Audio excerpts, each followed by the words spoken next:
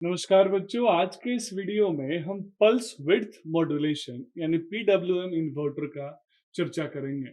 बच्चों, पुराने वीडियोस में हमने डिफरेंट डिफरेंट मेथड्स पढ़े जिसमें हमने सिंगल फेज इन्वर्टर के आउटपुट वोल्टेज को कंट्रोल किया। यहाँ हम सिंगल फेज आउटपुट वोल्टेज को कंट्रोल करने में जो सबसे इफेक्टिव इन्वर्टर है दैट इज पीडब्ल्यूएम, उसी के बारे में हम डिटेल में चर्चा करने वाले हैं।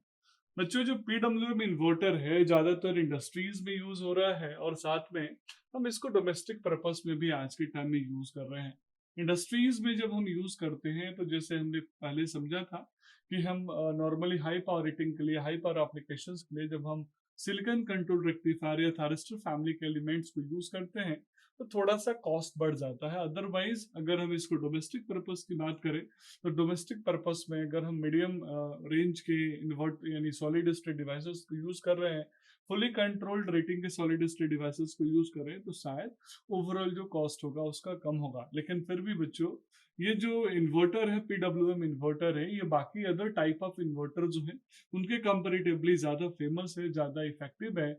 और उसका रीजन भी बहुत सिंपल है कि इसकी एफिशिएंसी अच्छी है और कंट्रोलिंग करने काफी आसान है। बच्चों, एक इन्वर्टर के अंदर या किसी भी एक सेमीकंडक्टर, एक पावर इलेक्ट्रॉनिक्स डिवाइस के अंदर जितने ज्यादा कन्वर्टर्स होते हैं, कहीं ना कहीं अगर मैं देखूं तो ओवरऑल उस डिवाइस की अंदर जो लॉसेस होंगे उतने ज्यादा होंगे और उससे उसकी ओवरऑल कैरेक्टरिस्टिक्स भी इम्पैक्ट होती है, उसको ऑपरेट करना भी मुश्किल होता है।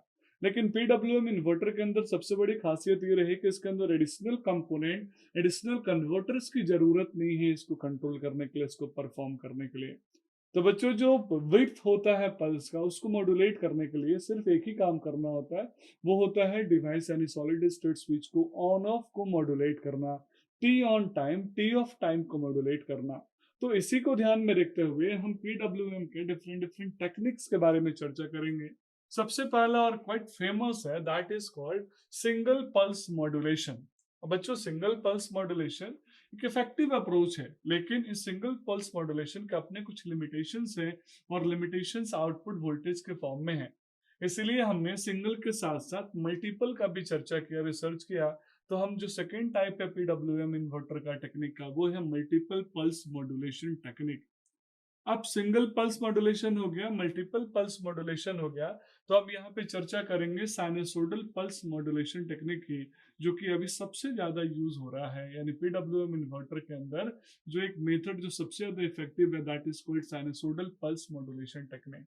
तो आइए बच्चों, एक एक करके हम समझते हैं यहाँ पे ये जो इंडस्ट्रियल एप्लीकेशन है जिसमें हम नॉर्मली आज के टाइम में अपने पीडब्ल्यूएम इन्वर्टर को यूज कर रहे हैं। मैं फिर से रिपीट करूंगा कि पीडब्ल्यूएम इन्वर्टर के अंदर लिमिटेशन यही है कि अगर हाई पावर एप्लीकेशंस के लिए जब हम यूज कर रहे हैं तो वहां पे ओवरऑल कॉस्टिंग बढ़ रही है, साथ में हमारे पास हार्मोनिकल कंटेंट भी बढ़ते हैं ऑन ऑफ किल कंस्ट्रेंट की वजह से।